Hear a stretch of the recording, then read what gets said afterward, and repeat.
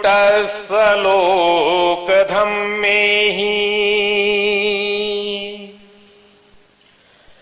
चित्तं यस्य न कंपति अशोकं विरजं खेमं एतं मंगलमुत्तमम्।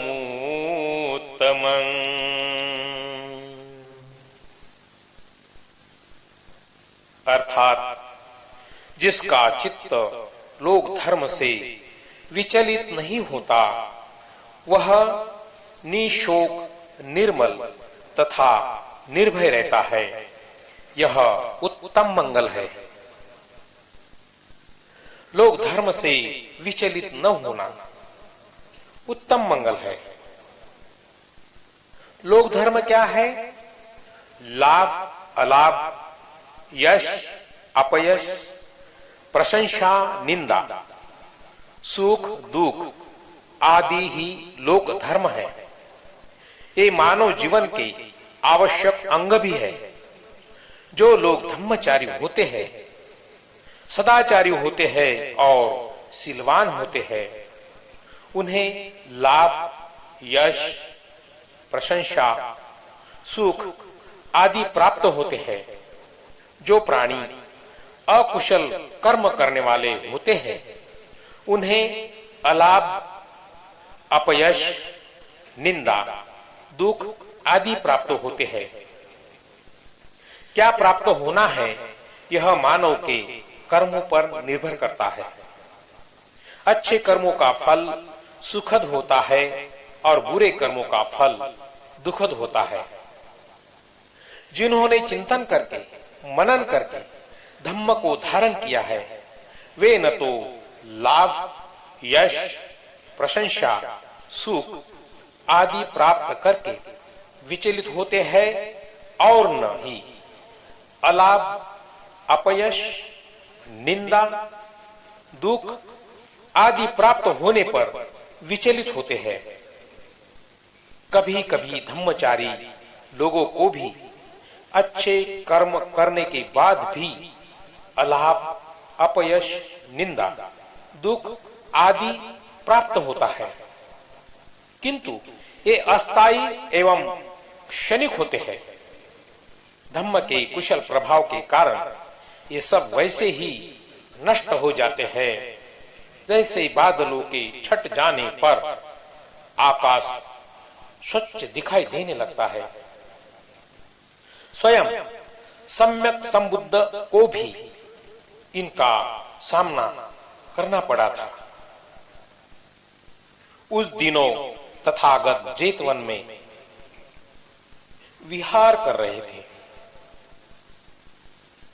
निघंट साधु भगवान की बढ़ती लोकप्रियता से ईर्ष्या रखने लगे। भगवान की छवि को धूल में मिलाने के लिए उन्होंने षड्यंत्र रचाया। इस काम के लिए उन्होंने चिंचा नाम की एक नारी को नियुक्त किया। सायंकाल जब लोग भगवान बुद्ध का धम्मोपदेश श्रवण करने के लिए जेतवन जाते थे तब चिंचा भी जेतवन जाती दिखाई देती थी। भगवान की धम्म देशना समाप्त होने पर सभी लोग वंदन कर लौट जाते थे, किंतु चिंचा वही कहीं छिपकर रात्रि व्यतीत करती थी। प्रातः काल जब लोग भगवान के दर्शनार्थ जेतवन में जाते थे तब चिंचा वहां से लौटती दिखाई देती थी। बहुत दिनों तक यह क्रम चलता रहा। एक दिन लोगों ने पूछा, चिंचा तुम इस प्रातः काल की बेला में कहां से आती हो? चिंचा उत्तर देती थी, रात्रि को जेतवन में भगवान के पास रहकर प्रातः काल लौटती हूं। चिंचा का उत्तर सुनकर कुछ लोगों के मन में संदेह उत्पन्न होना स्वाभाविक था। वे लोग कानाफूसी करने लगे। भगवान को इसके बारे में पता चला, किंतु वे विचलित नहीं हुए। प्रतिदिन की तरह एक दिन प्रातः काल सावत्ती वासियों को भगवान धम्म उपदेश दे रहे थे। तभी चिंचा अपने फूले हुए पेट के साथ उस धम्म सभा में खड़े होकर बोली, हे श्रमण गौतम, यह धम्म उपदेश बंद कर, पहले मेरे बारे में विचार कर। मैं गर्भवती हूं, आपके बच्चों की मां बनने वाली हूं। मेरे प्रसव का प्रबंध कर। कल तुझे गृहस्थी संभालनी है, अपनी संतान की चिंता कर। हे श्रमण गौतम, यह धम्मोपदेश बंद कर। बिना विचलित हुए भगवान शांति से बोले, भगिनी, सत्य क्या है यह या तो तू जानती है या मैं जानता हूं। वह दुष्ट चिंचा हिल हिल कर विलाप करने का नाटक करने लगी। तभी उसके पेट पर बंधी डोरी टूट गई और पेट पर बंधा लकड़ी का टुकड़ा चिंचा के पांव पर आ गिरा और वह पीड़ा से चिल्ला पड़ी। उसके कुकृत्य का भेद खुल चुका था।